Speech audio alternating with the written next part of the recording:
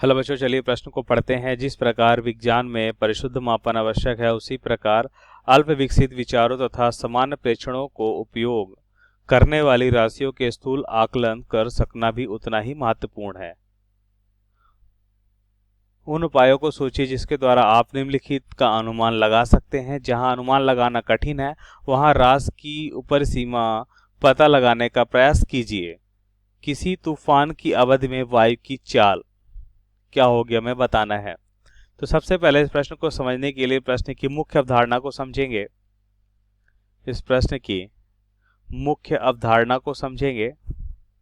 मुख्य अवधारणा, हमें क्या प्रश्न मालूम करना है? किसी तूफान की अवधि में वायु की चाल। तो पहले तो हमें यहाँ पे जानना होगा चाल क्या होता है। तो चाल होता है एकांक समय में तय की गई दूरी क्या कहलाती है? चाल कहलाती है। तो यहाँ पे लिखेंगे एकांक समय में तय की गई दूरी, समय में तय की गई दूरी चाल कहलाती है। तो चाल का सूत्र हम क्या लिख सकते हैं? चाल का सूत्र लिख सकते हैं दूरी बटा क्या हो जाएगा? चाल बराबर हो जाएगा दूरी बटा समय, या इसी को हम लिख सकते हैं दूरी बराबर चाल गुणा समय। अब ध्यान से देखिए, हम यहां पे किसी तूफान के चाल को निकालने के लिए या मान लेते हैं कि हम किसी स्थान पे, या फिर हम ऐसा करते हैं कि कोई व्यक्ति है जो क्या कर रहा है, एक बैलून लिया हुआ है। ये व्यक्ति क्या है? बैलून लिया हुआ है।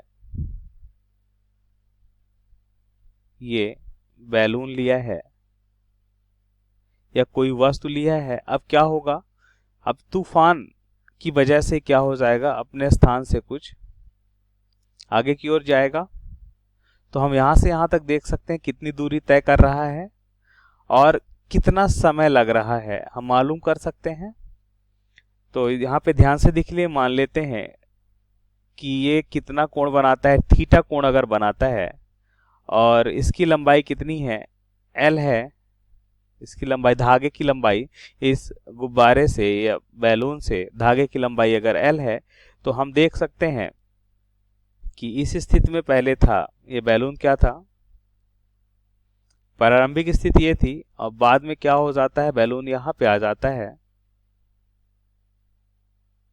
यहाँ पे बैलून आ जाता है। तो हम क्या देखते हैं, कितना कोण से विचलित हो गया? थीटा कोण से। अब इसकी लंबाई एल है, तो ये दूरी हम निकाल सकते हैं।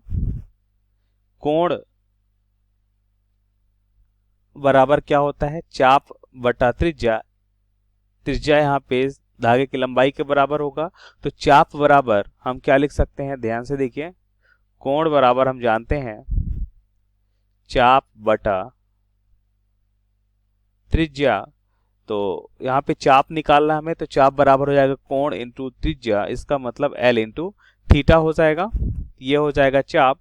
और हम कह सकते हैं कि यह थीटा कोण बहुत छोटा होने के कारण इसे एल इंटू थीटा जो है, यह ए से बी बिंदु तक चली गई दूरी, और इनके बीच लगा समय अगर टी है, तो हम आसानी से चाल निकाल सकते हैं।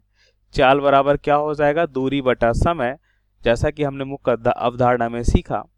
तो दूरी एल इंटू थीटा बटा समय कितना हो जाएगा? टी। तो ये हो जाएगा चाल निकालने का तरीका। इस तरह से हम क्या निकाल सकते हैं? चाल को मालूम कर सकते हैं। तो यह दिए गए प्रश्न का सही उत्तर है। आशा करते हैं आपको समझ आया होगा। धन्यवाद।